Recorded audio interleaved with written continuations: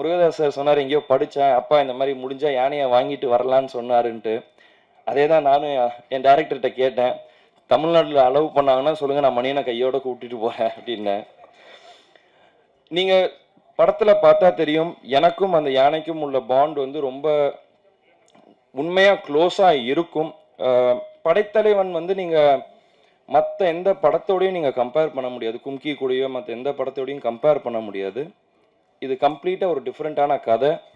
ஒரு யானைக்கும் ஒரு அதோட ஃப்ரெண்டுக்கும் இருக்கிற கதை. இது நீங்கள் வந்து எல்லாருமே எப்படி நீங்கள் ரிலேட் பண்ண முடியும்னா, உங்கள் எல்லாருக்கு வீட்லேயும் ஒரு நாய்க்குட்டி இருக்கலாம், ஒரு பூனை இருக்கலாம். அதுக்கு ஒரு பிரச்சனைனா நீங்கள் எப்படி ஃபீல் பண்ணுவீங்க, அதே தான் எனக்கு ஏன் யானை இந்த படத்தில். ஸோ இது எல்லாருக்குமே நல்லா ரிலேட் ஆகும். எல்லாரும் என்ன இந்த மாதிரி அப்பாவை பார்த்த மாதிரி இருக்குன்றாங்க. எனக்கு அது தெரியல. நான் முடிஞ்ச அளவுக்கு என்னோட பெஸ்ட் இந்த படத்தில் கொடுத்துருக்கேன். இன்னும் பெட்டராக பண்ணிகிட்டே வருவேன், இன்னும் பெட்டர் ஆகிட்டே வருவேன் கண்டிப்பாக. அதே மாதிரி சசிகுமார் சார் தான் சொன்னார், நான் அவர் இதில் தான் ஃபஸ்ட்டு பண்ணேன்ட்டு. இந்த படத்தில் வந்து கேமரா முன்னாடி ஒரு பயம் இல்லாமல் நடிக்கிறதுக்கு ஒரு காரணம் சசிகுமார் சார் தான். ஏன்னா நான் ஒரு 10 வருஷம் கழிச்சு நான் திருப்பி ஒரு கேமரா முன்னாடி வந்து நிற்கிறேன், ஒரு படம் பண்ணுறேன் அப்படின்னும் போது யாராக இருந்தாலும் ஒரு கேமரா முன்னாடி அத்தனை பேர் முன்னாடி நடிக்கணுன்றது அப்போ வந்து ஒரு பயம் இருக்கும். அது எனக்கு கம்ப்ளீட்டாக எதுவுமே இல்லாமல் அன்றைக்கி ஒரு 4 நாள் ஷூட் எடுத்தார்.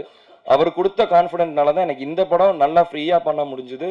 அதனால தான் எனக்கு பொன்ராம் சாரோட படமும் ஒரு இது இல்லாமல் பண்ண முடிஞ்சுது. அதே மாதிரி பொன்ராம் சாரோட படத்துலையும் நான் இப்போ ஒர்க் பண்ணிட்டு இருக்கிறது வந்து அவரையும் என்னை ரொம்ப நல்லா கம்ஃபர்டபுளாக வச்சுக்கிட்டாரு. இப்போ நான் எப்படி இவரை பிரதர்ன்றேன்னா நான் அவரை சாருன்னுவேன்.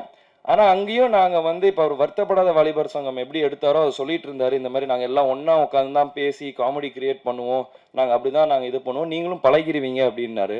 நிஜமாலே அதே மாதிரி தான் போச்சு. இன்னும் அந்த மாதிரி தான் போயிட்டுருக்கு.